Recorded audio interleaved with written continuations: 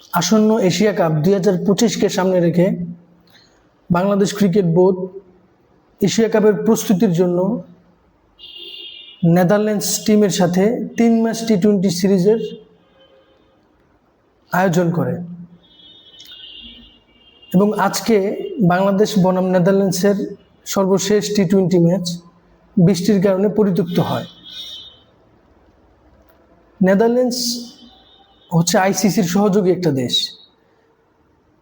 এই team ICC ইভেন্টে খেলে থাকে এবং তারা কম বেশি বড় বড় দলকে টাফ টাইম দেয়। এই সিরিজ যখন ঘোষণা করা হয় যে বাংলাদেশ এশিয়া কাপের পূর্বে এশিয়া কাপের প্রস্তুতির জন্য নেদারল্যান্ডসের সাথে 3 ম্যাচ টি-20 ম্যাচ খেলবে, তখন আমরা সকলেই একটা জিনিস ভেবেছিলাম যে না, নেদারল্যান্ডস এমন একটা টিম যারা বাংলাদেশকে 2023 ওডিআই ওয়ার্ল্ড কাপে কলকাতায় বাংলাদেশকে হারিয়েছে এবং টি-20তেও তারা যথেষ্ট ভালো দল সাউথ আফ্রিকার মতো দলকে হারিয়েছে এবং বাংলাদেশের সাথে এই ম্যাচগুলো বাংলাদেশকে টাফ টাইম দিবে এবং বাংলাদেশের সাথে তারা ফাইট করবে। আর অন্যান্য দেশ যারা টেস্ট প্লেইং কান্ট্রি, ওই সমস্ত দলগুলো শিডিউল না থাকার কারণে বাংলাদেশ নেদারল্যান্ডসকেই প্রস্তুতির জন্য বেছে নিয়েছে। যাই হোক, এখন নেদারল্যান্ডসের সাথে 3 ম্যাচ টি-20, আজকে সর্বশেষ ম্যাচ বৃষ্টির কারণে পরিত্যক্ত হয়েছে।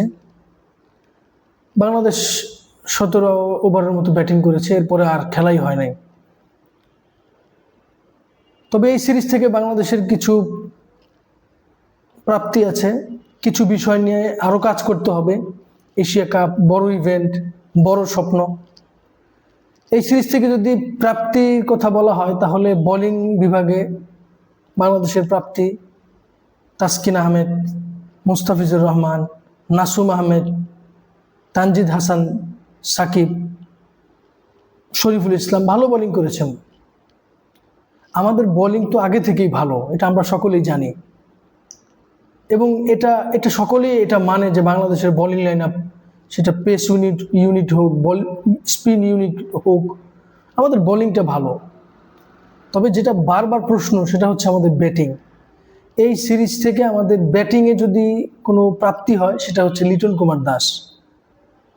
3 ম্যাচের প্রথম ম্যাচে 54 নট আউট, দ্বিতীয় ম্যাচে 18 নট আউট, আজকের ম্যাচে প্রায় 70 ঊর্ধ্ব রান, 74 কিংবা 76 রান করেছেন।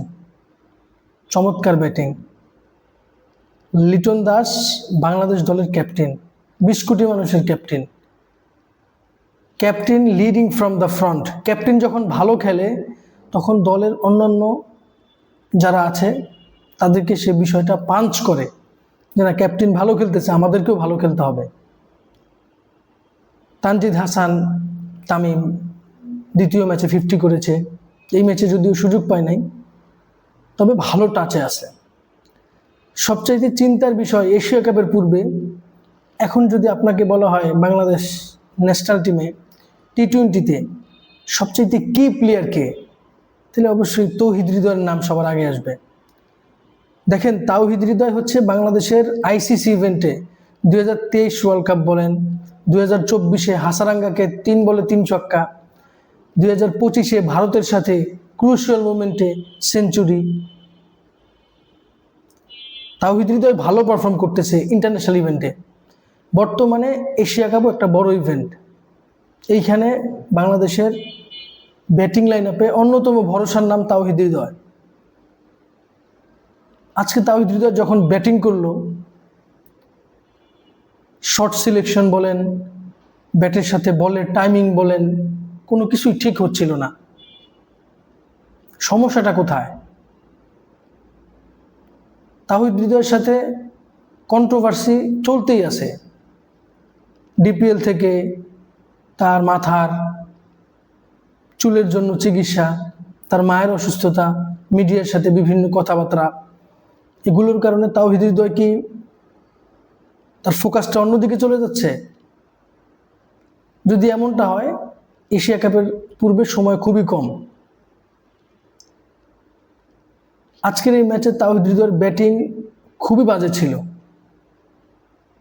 শর্ট করতেছে, ডট বল যাচ্ছে, কোনোভাবেই পেরে উঠতেছিল না।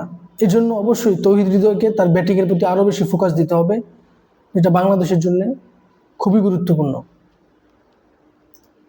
এছাড়া ওভারঅল এই সিরিজ থেকে সাইফ